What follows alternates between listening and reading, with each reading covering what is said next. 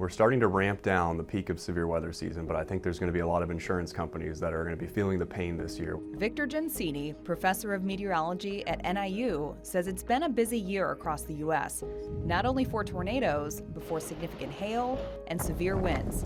Fortunately for the Chicago area, it hasn't been as busy as 2023. So far this year, we've been really, fortunate in the fact that we really haven't had a whole lot of the really extreme severe weather. If you remember last year, by this time, we already confirmed several tornadoes and even a lot of wind damage, mainly on the March 31st event. But this year, we've been fairly tame. Zachary Yak, a meteorologist with the Chicago National Weather Service, says a lot of the action has been to our west and southwest in places like Texas, Oklahoma, Iowa, and Nebraska. Chicagoland seems to be experiencing a fairly average year when it comes to severe weather. So far we've kind of been almost on par for where we would typically expect our season to be. If we broaden the scope beyond the Chicago area, it's been a little more active if you consider the entire state of Illinois.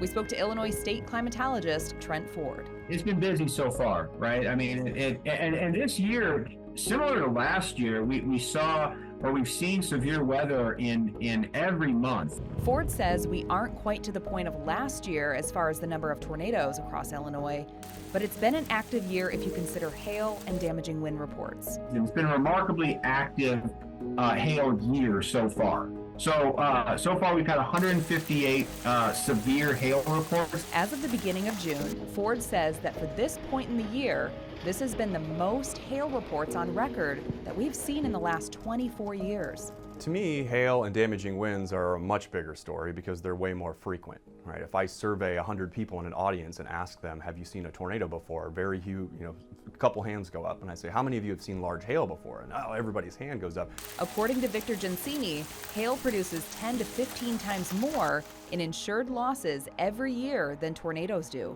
Insurance and reinsurance companies have actually come to us asking what is going on with hail over the last decade. How can we better predict hail? How do we understand the environments that produce hail? The benchmark for hail to be considered severe is when it's the size of a U.S. quarter, which is about 1 inch in diameter. That type of hail can damage roofs and dent cars. Research is showing the frequency and size of hailstones are both increasing. But why? We don't know for sure. We think the updrafts and thunderstorms are getting stronger. We think the changes in climate are actually supporting these stronger updrafts, which then can support larger hail.